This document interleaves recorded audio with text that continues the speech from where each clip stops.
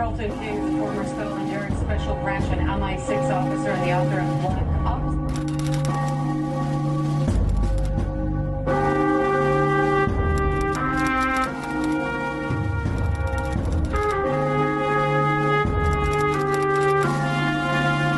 I was undercover for Special Branch in a jihadi organisation.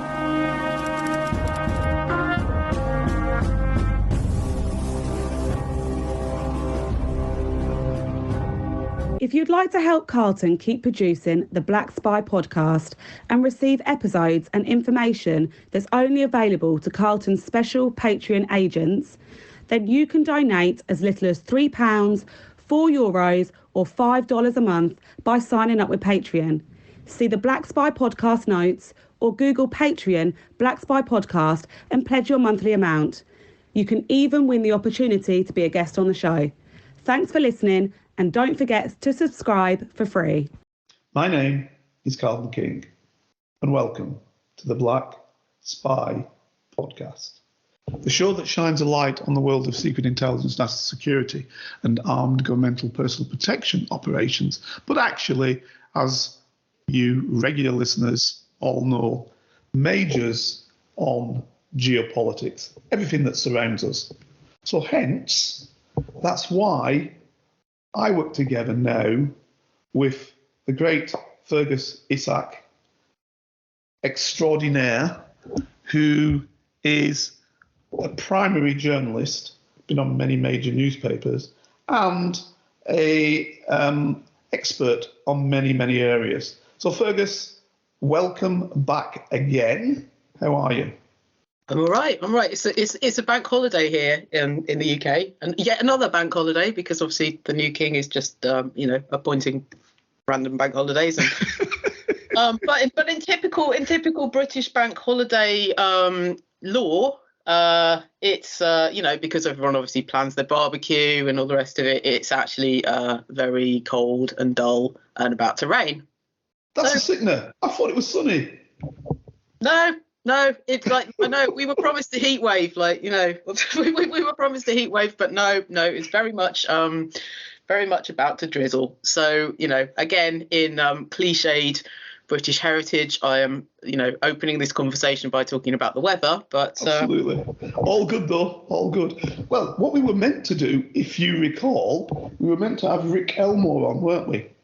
We were, but we still are, I hope. And I just wanted to preface this by saying to your listeners that this guy called Rick Elmer got in touch with us. I'm asking to be on the show, and actually more and more guests are contacting us and asking to be on the show. And I just wanted to say, we're cool with that.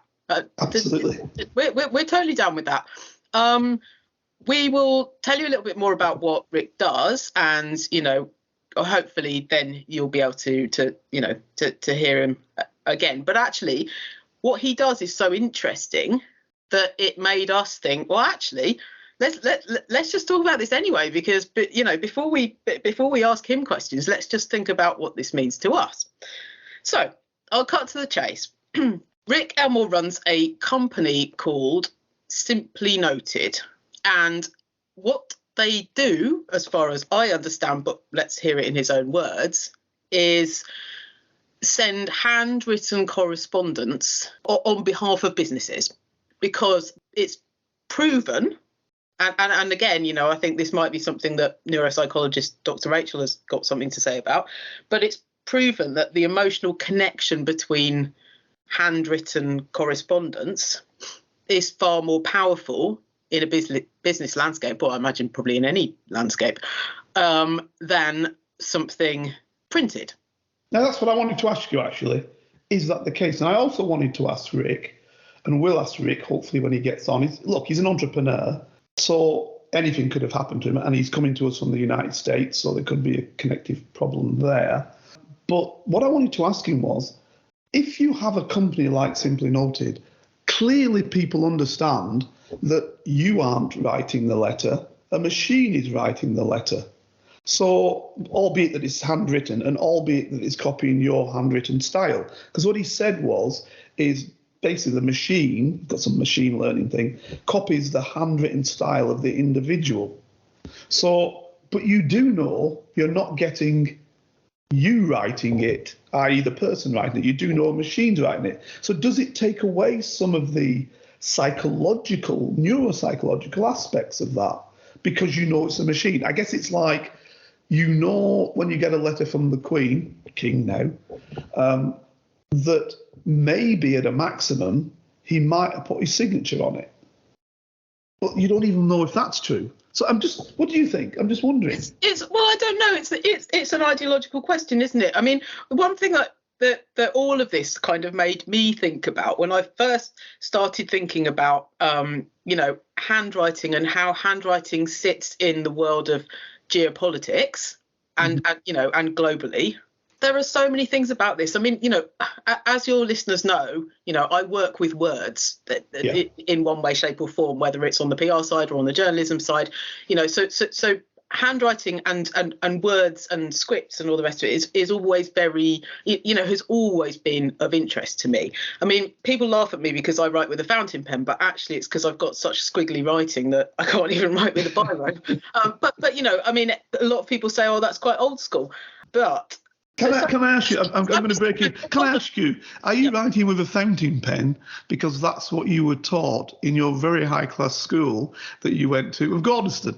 Did they teach you how to write with a fountain pen? I tell you, the standard script tool at Gordonston was a thing called a Bic 4-color, which you might. I don't know it. Might be lost on your generation, but essentially it's biro that writes in 4 different colours, right? Right. Yeah, it's completely rubbish. No, I hold a pen in a slightly random way and I've got very quite scribbly writing, and it's actually because I had quite a liberal primary school upbringing, and they didn't bother to make me hold the pen in the formal way or something. Yeah.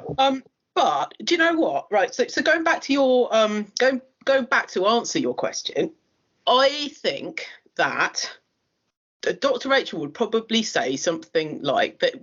There are so many emotional connections with something that has been handwritten. So when you circle back to sort of love letters or birthday cards or I mean, even passing notes in school or something like that, right? Mm-hmm. But but I think there's that saying about if you gave unlimited monkeys unlimited typewriters, they would at some point type the works of Shakespeare. Yeah. Right. Why doesn't anyone say if you gave unlimited monkeys a pen that they would write letters to each other? True. It's interesting, isn't it? Right. So the assumption is even with that, even with that sort of idiom, the assumption is that technology is better than writing, right? So, for example, writing in a Latin script, mm-hmm. What we might be used to in the Western world, writing in a Latin script is technically supposed to be easier, on the sort of writing muscle, because of the sort of curved letters, the curvature of the letters or whatever, as opposed to sort of Arabic scripts or Chinese scripts or whatever, yeah. which kind of work you in a different way and sort of work a different part of the brain as well in order to write them, right? In journalism, I mean, we use I learned shorthand back in the day. Yeah. I write T-line because, to be honest, out of all of them, it's the easiest. But the gist of shorthand is that if you don't know if you know what the word is, if you know what the word's going to be, then you don't need to write the whole word. Yes. So still today, I mean, lots of people use digital transcript software. To be honest, if I've got a meeting with a client, most of the time I write shorthand because I just need to take a few notes because, in all honesty, I was there for the conversation. I remember the gist of the conversation and I don't need to know everything down. Do you know, and this is going to surprise you, yeah, that was one of the desired characteristics or desired capacities if you wish to join Special Branch, to have shorthand, or what was the other one? Shorthand, or there was 2, weren't there? What was the other version? Pitman. Right. Yeah, I mean, goodness, I would have thought. Here's me thinking you had to learn Morse code, and Morse was also something that if you had it we're talking old days. You know, I'm an old guy, so we're talking old days. But these were some of the things that were desired. You didn't have to have them, but it was desired. If you had them, you were moving forward. You know, it's like languages. If you had languages, you were moving forward. You know, in the selective process, because of course, when you went to meetings, right. If you could write shorthand at a meeting of some subversive organisation, you were ahead of the game, weren't you? You could just scribble very quickly. And the average person wouldn't know what you'd written. Yeah? Yeah. Do you know what? I'll tell you a funny story, Carlton. Like this is an anecdote, right? There was a little point about 10 years ago. Yeah, I think actually when my second son, who's just turned 9, when he was a baby, I was doing some writing for Wall Street International, doing London restaurant reviews, which, you know, is obviously quite nice, you know. Can you get me in free of charge? Can you get me in free of charge?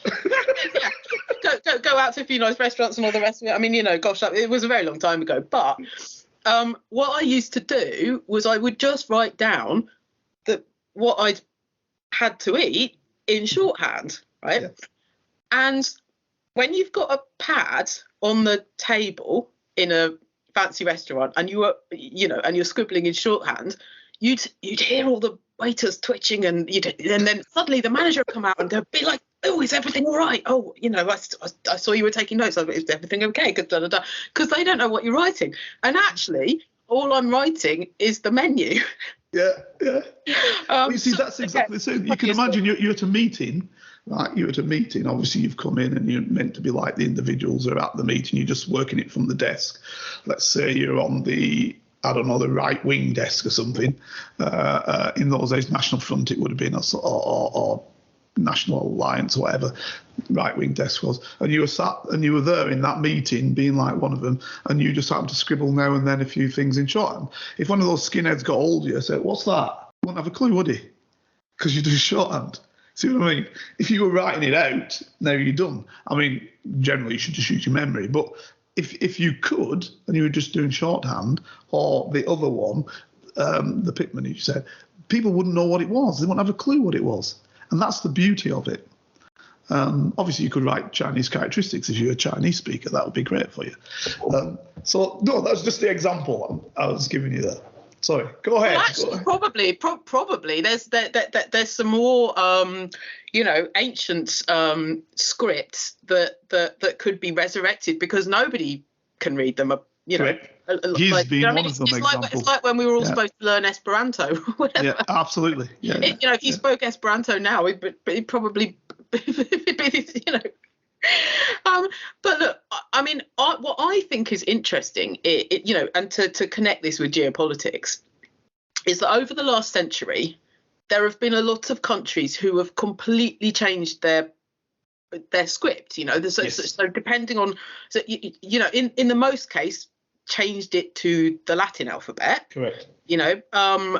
But so it's potentially from Arabic or from Chinese or from because I can think of two straight away. I can think of that have done it very strongly. One was, and what you're getting at is actually superbly correct. So I can think of Ataturk in Turkey.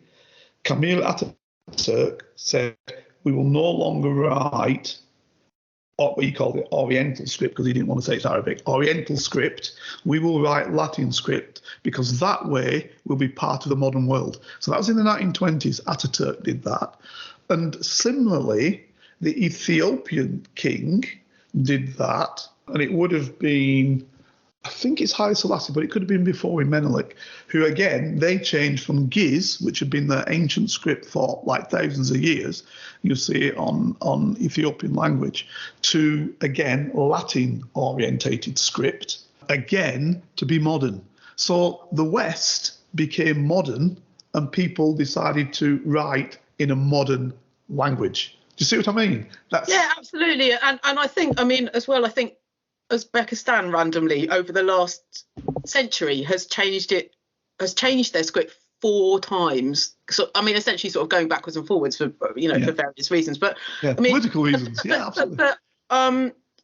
Like under Chairman Mao, right? That the Chinese, I think there was a student protest, wasn't there? And what they were essentially saying was that the complexity, the difficulty in writing Chinese meant that people were missing out on an education. Yes.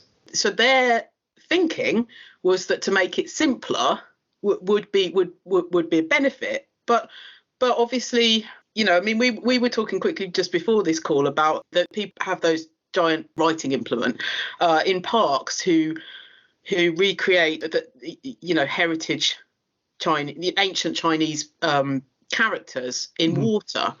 Mm-hmm. And what I think is really lovely about this idea, just sort of circling back to that niceness of handwriting, is that, I mean, how ephemeral is just doing something in water? They're not. It's not graffiti. It's not. They're not doing it in paint. They're not even doing it in sort of biodegradable paint.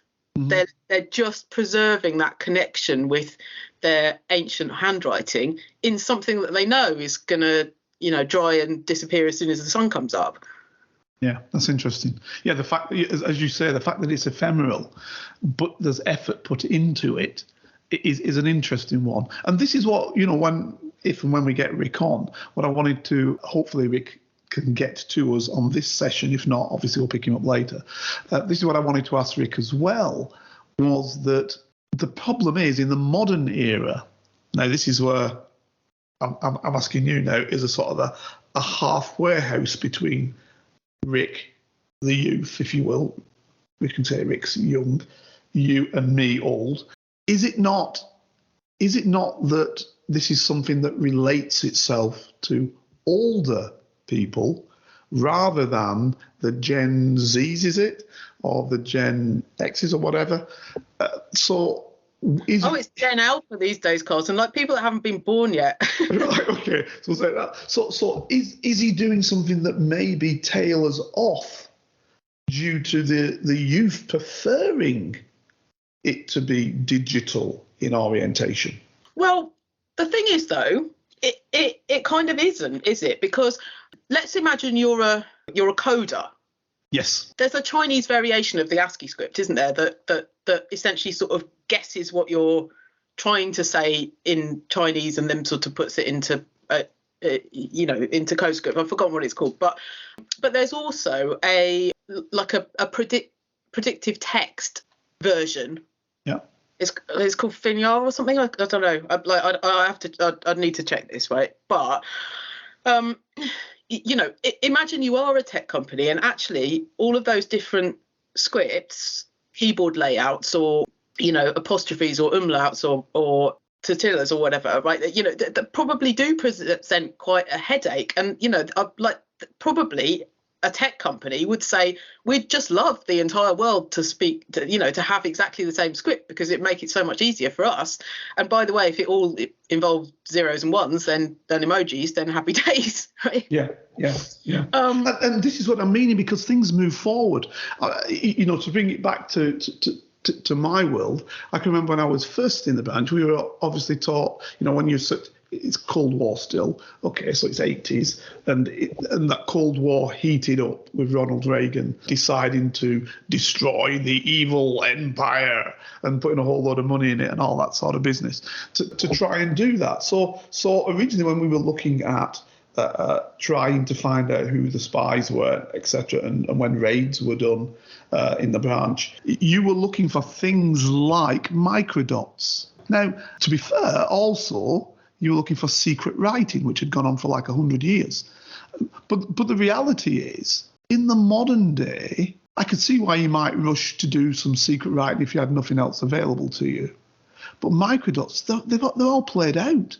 I mean, what you can put on a microdot then, you can put trillions of stuff on something that doesn't look like a flash drive. That's why the United States has had so many problems with people passing out information, because there's massive information that they can get by just sticking a flash drive in, and the flash drive can be ultra small. So what I'm saying is, what was once something that one used to look to, what was cutting edge, like the microdot, is now old hat. And I'm thinking, and I may be wrong, but I'm thinking that writing is becoming old hat. I don't know. Am I wrong? Well, yeah. I mean, it's funny, isn't it? That in our world, there are so many tabloid stories created around asking handwriting experts to look at celebrity handwriting and analyse it. Right, which is quite funny. It's quite, I mean, gosh, poor old Meghan, but it's like there's a lot of that, So they'll say. I mean, I think that, historically, if you slope to the right, it's a positive thing. If you slope to the left, you're probably pessimistic. If you do, big squiggly dots over your eyes or whatever, then that represents being an extrovert, and So people can sort of deep dive into all of that, and and the tabloids will always have a field day if there are ever any letters that go backwards and forwards. I mean, we obviously spoke about King Charles's spider writing previously, but think about the Sufis, that they think that there are hidden letters in the Quran, don't they? Mm-hmm. So it's all about actually we're gonna, if we can crack this code, then we will better understand the Quran. But in your world, there is obviously a direct correlation between, as in the world of crime, there's obviously a direct correlation between handwriting and fraud or forgery, I suppose. Yep. Which I don't know if that's circling back to what you were saying about, is handwriting a dying skill? Is that because the sort of anti-forgery, anti-fraud, digital security, etc., has clamped down so much that I mean, I remember not so long ago when you'd have to sign for a package, or like I mean, to be honest, checks are a little bit before my time, but I remember being an intern and having to deliver, receive checks or deliver checks, or take them up to the accounts department or whatever, and just looking at it thinking, this is just a bit of paper with someone's scribbly writing on. I could quite easily replicate that scribble. I mean, do you know what? I used to when I was really young, I mean like 10 or something, I used to forge permission slips, right, by just getting my mum's signature, holding it up against the window, tracing it over the light. I mean, like crime of the century, I know, but in your world, was forgery a thing? Absolutely. And it still is. And that's why what you're saying is, in the past, say you sign for a letter, now what they tend to do is, he says, I'll just take a picture, doesn't he? The guy who brings it, I'll just take a photograph. And generally that photograph picks you up, picks the house up where you have the number. And so they've got you. Which is worse, isn't it, really? Because because that picture's geotagged, right? So they now know what I look like, where I live. Correct. What my front door looks like, and mostly what I look like in my pajamas. You got it one.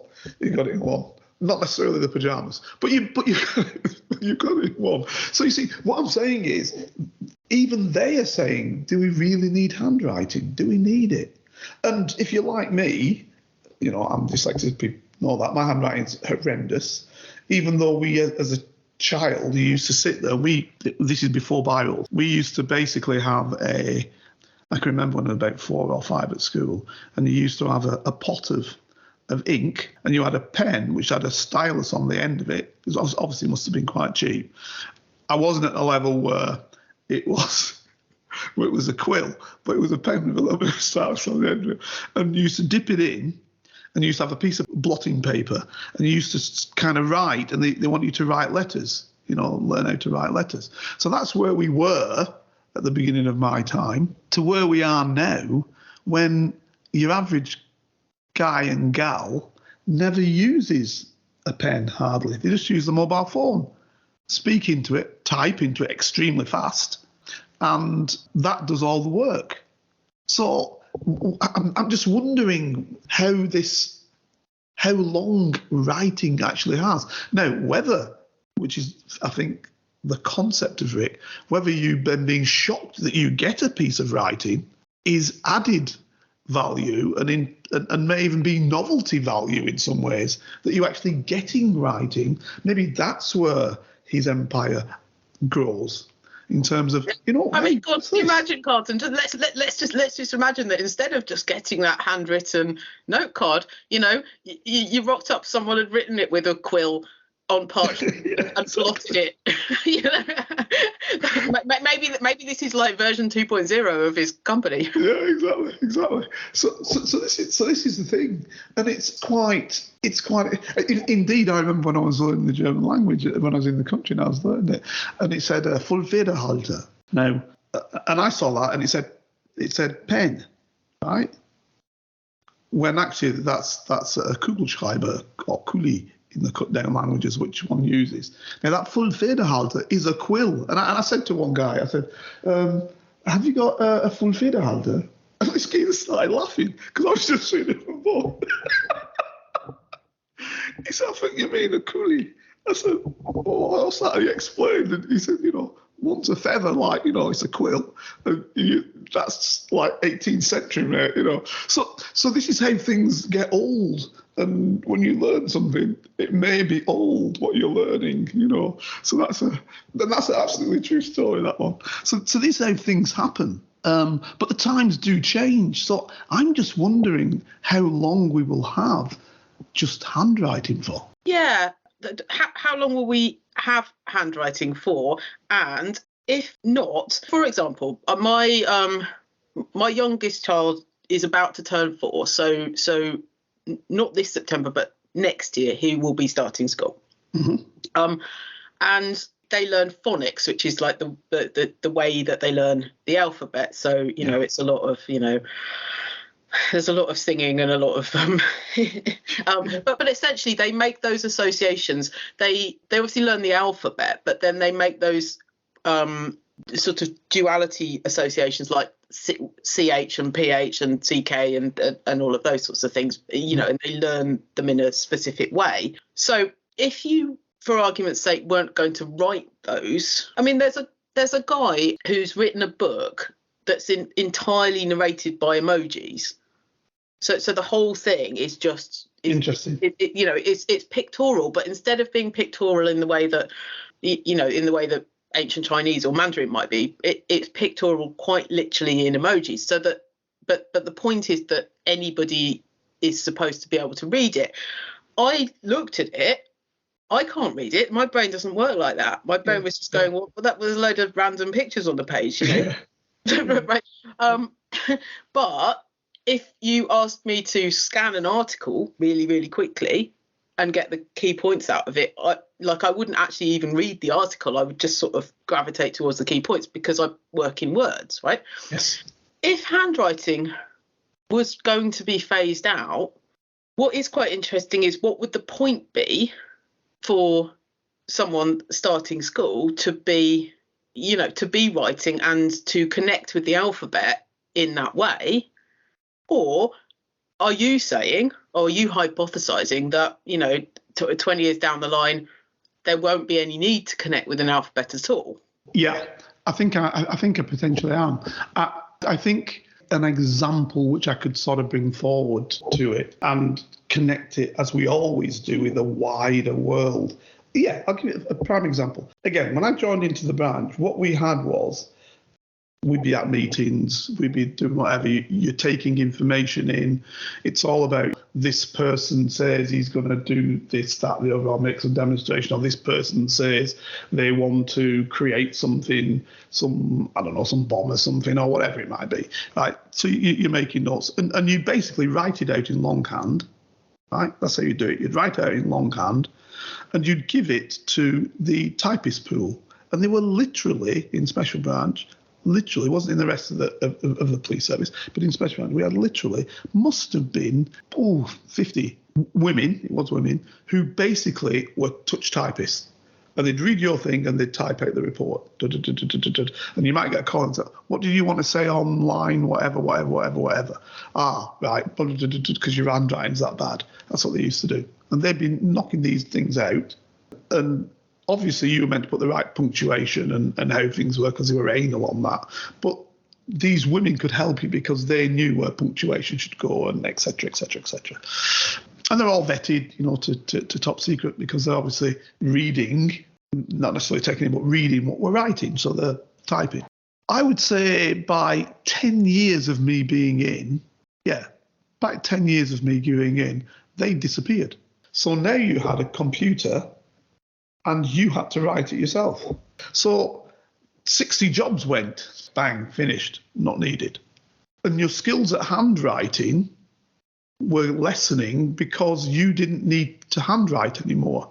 You were basically writing it on a word processor originally and then a computer. And you came and you wrote it. So you might put a few notes down, but you were remembering typing it out yourself. Productivity-wise, it probably wasn't great for us because we were spending much, much more time now writing. Whereas before you wrote it out longhand, bang, it's gone to them. You could be out doing whatever you needed to do or getting new contacts or trying to get an agent or whatever it might have been. But, you were then sat there trying to write it out. And then came along predictive text, so that made it easier because it could spell. And if you were like me and not spell, but a lot of the guys could spell very, very well and had grammar because they were from minor public schools or some even from top public schools who were in the branch. So they had the advantage. So the exam was trying to seek out those with advantage.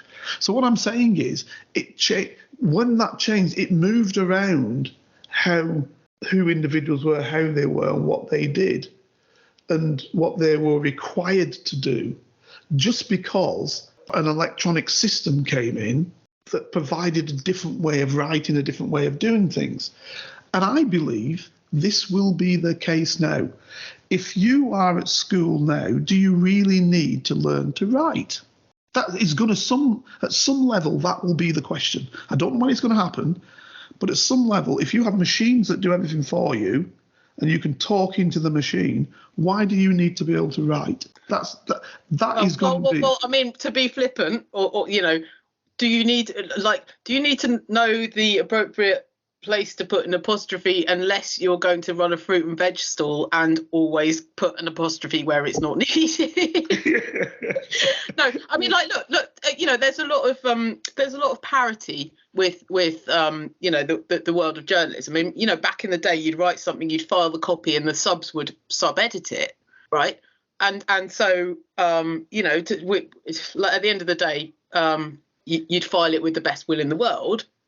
And sometimes it goes to the lawyers before it goes to the subs, but the subs would clean it up. And historically, one of the jobs of a sub when newspaper was in print and when it went onto a hot metal press in order to physically print the paper was to eradicate widows and orphans, which basically means when a word doesn't fit on the line, you have to make the decision about whether or not to make that line a bit shorter and put the word onto the next line, or whether to sort of try and stretch it, or whether to take a word out of the line so that everything fits nicely. Because if you think about how newspaper columns look, they're very straight and very rigid, and there's only a certain amount of space in there. That's obviously now a dying skill because that can be automated. And obviously we've got programs like Grammarly or Otter, which can transcribe, and you don't even need to, if you use Otter, you don't even need to transcribe or capture the words in any way. It just takes the best guess of. Explain that in a little bit more detail, because people won't know. So if we were having this conversation now, we would be able to get a transcript of our conversation, but it would be taking its best guess. So that it's not perfect. It very much does not take into account accents or to mispronunciation. It's absolutely terrible at names. I won't lie, it's terrible at names. Mm-hmm. But it's not bad, as a time-saving tool. it's not bad. And actually, my 9-year-old who is dyslexic finds it really helpful, because if he's got a story in his head that he wants to tell that he can't write, you know, it is actually quite a useful digital tool. But circling back to our sort of ideology, Otter, you know, is still capturing words in a, you know, in a digital script or whatever. It's not, you know, some people might say, well, hang on, well, why do I need the transcript? I'll just listen to the podcast. Yes, absolutely. I'm just going to go on. Say what you said. The only thing I can, right? Yeah, good example. When you're doing general police work, obviously at some stage you are arresting people. Right? When you're doing CID work, you're arresting higher criminals, as a general rule. And at some stage, under our system, especially since the Police and Criminal Evidence Act of 1986, actually 1985, but came out in 86, you're going to have to sit them in front of, sit them down. You can't be oppressive. You can't be whatever. You can't have people standing around. And it always amuses me. You have some uniformed police constable standing in an office where somebody's being interviewed. Why? What's the person doing standing up?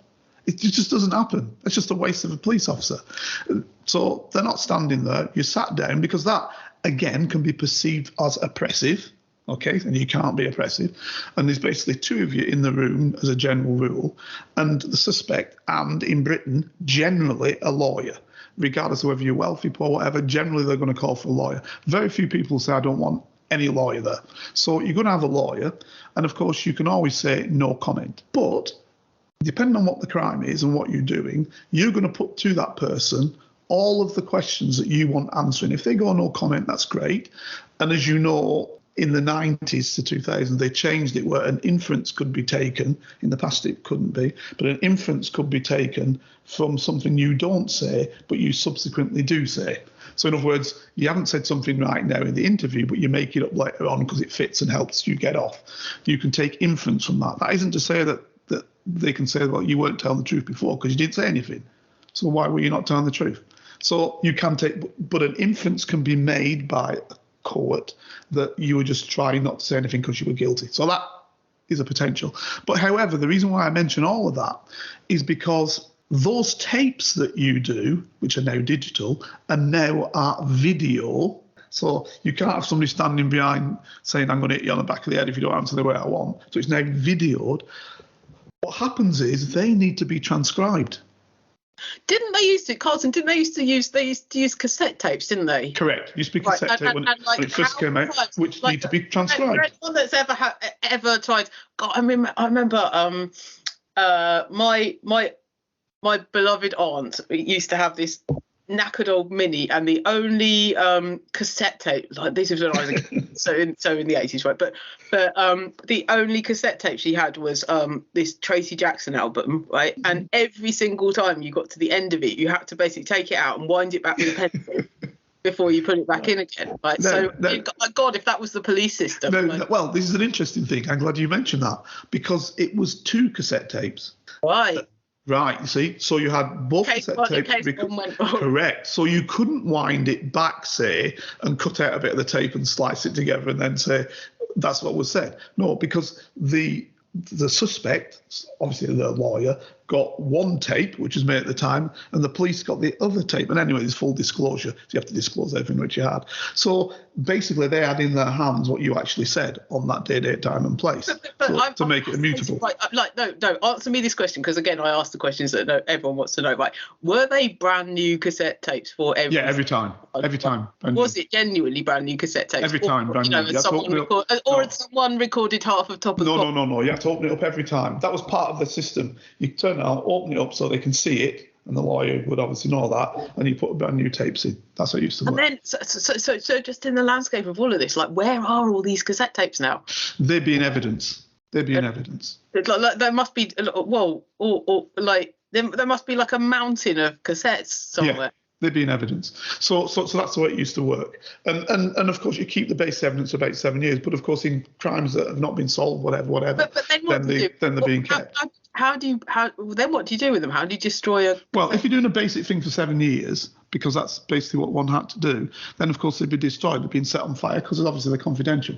So they'd be set on fire and burnt, whatever, right? But if it's a case that's still open, there are climate protesters all over the world right now that are going, oh my God. If there's a case that's still open, of course that's no longer the case because it's digital now. But if that was a case that was still open, those cassettes would still be kept. So you could go back to that. This is why they capture these people, 20, 30 years on. They're going back to stuff. Now, in the old days, before those cassette tapes, before the Police and Criminal Evidence Act, before those cassette tapes, for the 80s, they used to do a thing called contemporaneous notes, right? So that was you, two officers, one doing the questions, other one there, and you writing down what the individual said. Well, that was open to total and utter abuse, right? Because you could write down anything, couldn't you? Because it's contemporaneous notes. Now, if you had a lawyer, which in those days you didn't have to have before that time, this is now going back before my time, you didn't have to have a lawyer. But if you did have a lawyer, then good for you, because your lawyer should be taking contemporaneous notes, and it would be his or her notes against the officer's his or her notes. Yeah, if they were changed. But I used to hear these things or see these programs where they say the individual was perambulating along the road. Well, what person speaks like that? Some Cockney guy downstairs perambulating along the road, mate. But they were writing it in police language. But it was still getting away. It's still saying that was evidence. So, I mean, this is crazy. So when they brought this stuff in now, when it was under the Police and Criminal Evidence Act, as PACE, when that came in, then of course there is no dispute. This is what was said. The only bit was then disputed was, this is why I mentioned it, was the person who went through the tapes picking out the salient points. And this is where the problem lies, because of course the court doesn't want the whole tape. The court only wants the parts that prove, or supposedly, nay, that the person committed these offences. I think our problem in the United Kingdom is we have an adversarial system. So the way the court works, it's one person trying to prove that the other person has committed the offence. That's called the adversarial system. In Europe, it's the inquisitorial system. So basically, supposedly, it's them trying to get to the truth. Two completely different things, right? So in ours, the police act as like a prosecutor in many ways. They're prosecuting. Whereas supposedly in Europe, they are inquisitorial as to what's happened. And that's why in most of them have an investigating magistrate.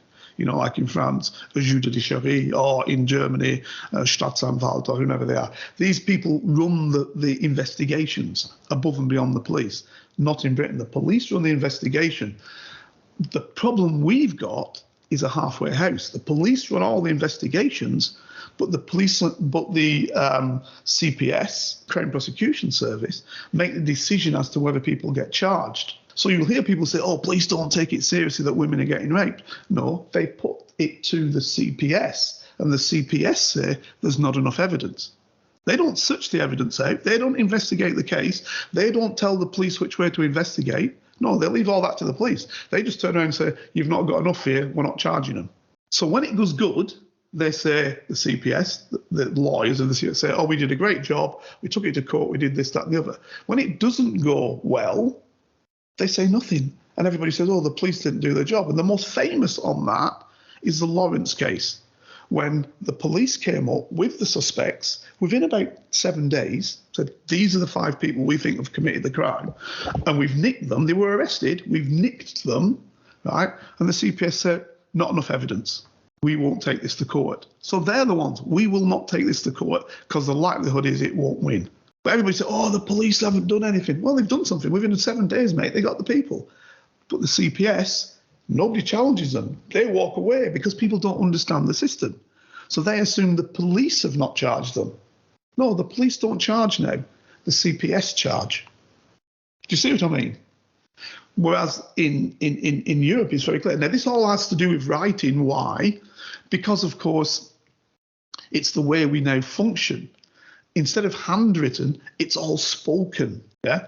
And the handwritten stuff is subsequently picked as to what we're now giving in front of the court. And the CPS is saying, this is what we'll put in front of the court. This is the strange thing. Yeah. Okay. All right. Two things on this. Going back to what you were saying about who says perambulating, like. No, I just remember. God, I remember years ago. Like, I mean, honestly, this must have been like 20 years ago. David Tomlinson, right? Yes. Okay. Who played George? Who played the dad in Mary Poppins? Yeah. Right. And George Banks, right? And I remember him being interviewed. I mean, God, he died a long time ago, but I just remember hearing a radio interview with him, right? And he said, and this was it was on BBC London or something like that. And he said, and you know, the funny thing is, I don't come from the East End. They were talking about how Dick Van Dyke, obviously, doesn't come from the East End. And he said, the funny thing, though, is I don't come from the East End either.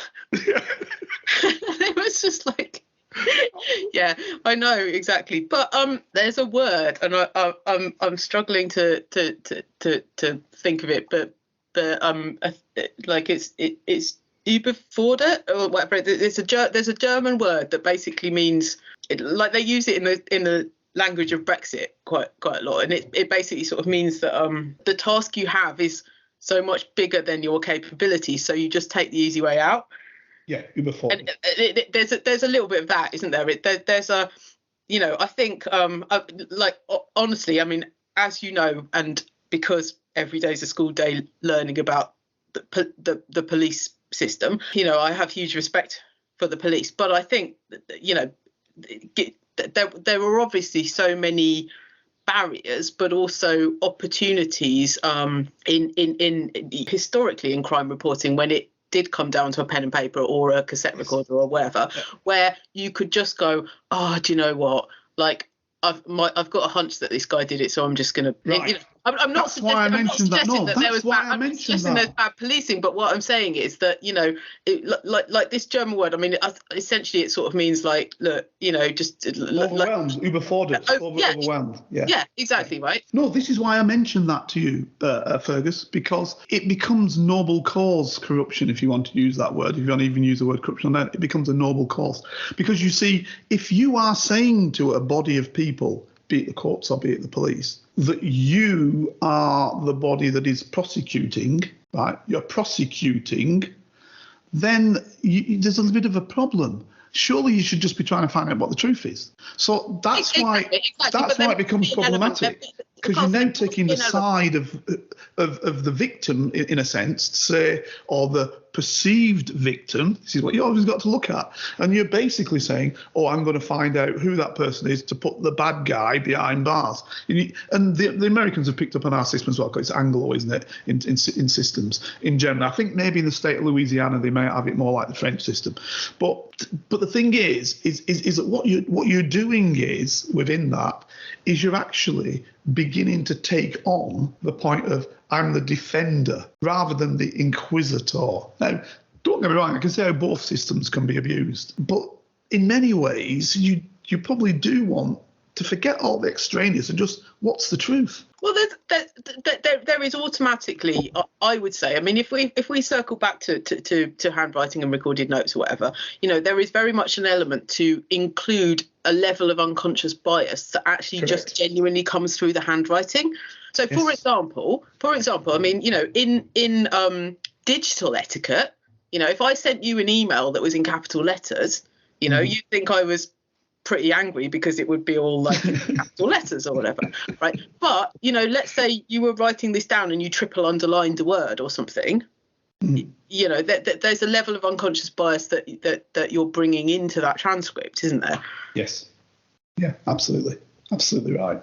Yeah, you're right, and I think that also it's actually even simpler than that. Let's say you've got a chap whose handwriting is terrible. And then you've got a sample of handwriting that's super. You're going to provide a certain level of educational perspective sometimes to the poor handwritten as to the well handwritten document, with the exception maybe of doctors. Yeah, but you're going to turn around and you're going to say, oh, this fellow must be, or woman must be highly educated. They write very, very well. Yeah. Just the script I'm talking about. I'm not talking about what they're saying. We spoke about this before. Like so at DAPS we've got this client called Nourish Care, and we spoke about this before. They are they've digitized. They've created some care tech that digitizes care records, that digitizes records in care homes. Mm-hmm. And actually any sort of anything non-NHS, but essentially it means that if someone's got scribbly illegible writing, if someone hasn't bothered to record a certain thing, if someone's if English isn't their first language but they're a carer, then it makes it all it kind of levels the playing field and takes away the margin for error. So if we're circling back to the sort of are we the arguments for getting rid of handwriting and handwritten notes, then that they very much play in that space. Yeah, absolutely. And the only other thing I would say with Rick's before we sort of shut it down for today would be that Rick's handwritten documents will probably not be making mistakes because they're not really handwritten, are they? They're machine written. So it's a machine doing handwriting. Yes, it's doing handwriting as you would write it, but is it also taking up your mistakes? Is it also, is handwriting bigger than just the writing? Is it also the punctuation, the grammar, the thing? Is all that part of a handwritten note? The ink blots, everything, yeah. So, I think definitely it is. I think definitely it is. So as we are sort of obviously trying to wrap this up, I would say a couple of thinking ideas for me today. One is that obviously we've spoken about the kind of bygone era of police cell reporting and all the rest of it, right? Isn't it bizarre that the person that sketches in court is still around? Yeah. When quite obviously there were paparazzi outside that have captured images and geotagged those images and all the rest of it. Isn't it bizarre that the sketcher is still there? And what purpose do we actually, do we need that sketcher? Yes, we do. We do need the sketcher, and I'll tell you why. Because as it stands now in our courts, we don't allow cameras in to film defendants, etc., etc. But the day we do, that sketch is done. But I mean, I know this wasn't in the UK, but I mean, I've just binge watched the Johnny Depp court. Yeah, absolutely. Program no sketcher, is there? But actually, the social media, like anyone who claimed to be a fan, mm-hmm. was allowed much more access than the media.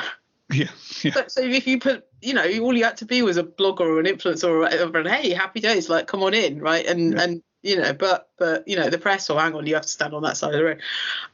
Another thing I just wanted to say to end this with, and it's a little bit of a random one, but just go on the sort of pro handwriting thing. Right, okay. I will find the link to this to share it with your readers, right? But when we were talking about the kind of people having to change the scripts and all the rest of it, right? Yep. So the artist, Georgia O'Keeffe, who obviously painted all the beautiful flowers, and she was very into blue, and she was very into sort of making flowers look, sort of slightly erotic, but very beautiful. There's some letters historically that some correspondence between her and I guess a guy that I think it was her former tutor. Okay. And there's some letters, right? And she's got the most amazing handwriting. I mean, literally the most amazing handwriting, because what she does, I mean, she writes in that same blue that a lot of her famous images are in, but she makes words. She's writing in a Latin script, although it's very cursive. But she makes it look quite similar to an Arabic script or to Chinese characters or something, because she sort of illustrates the word. If that makes sense. Yeah, it makes sense. I'll share a link so that your listeners can see what I mean. But it's in the Harvard Art Museum, and it's quite one of the things that we haven't said, and maybe this is something that we can pick up with Rick, is that handwriting is quite often very beautiful. Yes. So even if you're signing for a parcel or writing a check, or it's a permission slip, or it's sorry, Carlton can't do PE today because whatever, right? Sometimes handwriting is really beautiful, and I think the emotional connection it is sometimes because you're thinking about the moment that person put pen to paper. Very true. And I think even if it was saying, like, he obviously nicked that car because he's nicked 4 cars. And I think that is a superb place to leave it. So once again, from me, Fergus, I'm just going to leave it with one thing. I'm just going to say to the listeners, do they think handwriting has had its day? Or do they think Rick, which we have not heard from through this, is right, that there's a market there and that people want to receive it? I'd just like to hear what you think. And also, just throwing the gauntlet out there, if any of your listeners